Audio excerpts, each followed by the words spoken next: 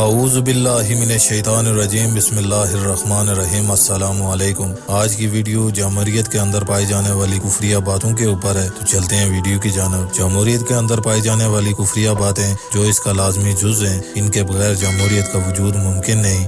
ہر مسلمان کو یہ جاننا چاہیے کہ اسلام اسلام ہے اور کفر کفر۔ اگر آپ یہ ایمان رکھتے ہیں کہ اللہ تعالیٰ نے اس دین کو اپنے حبیب علیہ الصلوۃ والسلام پر مکمل فرمایا، تو یہ بھی یاد رکھنا چاہیے کہ دنیا کا کوئی بڑے سے بڑا عالم دین اسلام کو کفر اور کفر کو اسلام ثابت نہیں کر سکتا۔ اللہ تعالیٰ ان فقہ کے درجات کو بلند فرمائے جنہوں نے اپنی زندگیاں اس دین کو سمجھنے میں قربان کی اور پھر امت کو کھول کھول کر اس دین کی ایک ایک باریکی سمجھا کے کہ کیا اسلام ہے اور کیا کفر، کیا ہدایت ہے اور کیا گمراہی، اللہ کا راستہ کیا ہے اور شیطان والا کون سا ہے۔ لیکن آج دین کی طرف منسوب گردن تک دنیا کی لذتوں میں دھنسا خواہش پرست طبقہ یہ چاہتا ہے کہ وہ حق اور باطل، ہدایت اور گمراہی، روشنی اور اندھیرا، ان سب کو اس طرح گٹ مٹ کر دیا جائے کہ اسلام اور کفر کی کوئی تمیز باقی نہ رہے۔ یہ خواہش پرست جو چاہیں من مانیاں کرتے رہیں، یہ چاہتے ہیں کہ اسلام کا مذاق اڑانے والوں کے کفر کو بیان نہ کیا جائے، ہمارے پیارے نبی علیہ السلام کی سنتوں کی توہین کرنے والوں کا حکم بیان نہ کیا جائے، بلکہ وہ تو یہاں تک مطالبہ کرتے ہیں کہ کافروں کو بھی کافر نہ سمجھو۔ یہ کس دین کی دعوت دیتے ہیں جہاں اسلام اور کفر کی سرحدیں متعین نہیں؟ کفر کیا ہے اور ارتداد کسے کہتے ہیں؟ الحاد کیا ہے اور شرک کی تعریف کیا ہے؟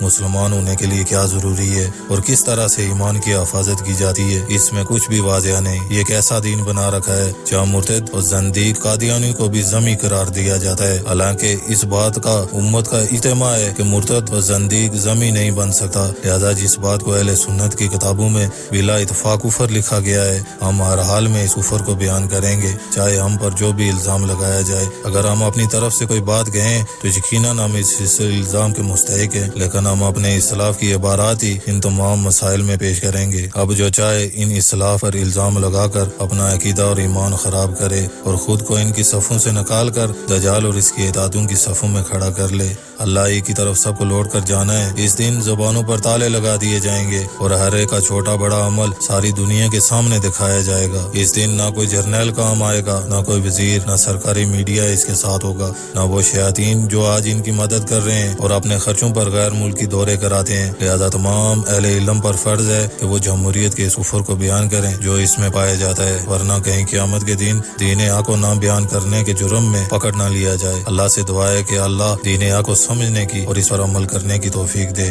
آمین ثم آمین۔ السلام علیکم ورحمۃ اللہ وبرکاتہ۔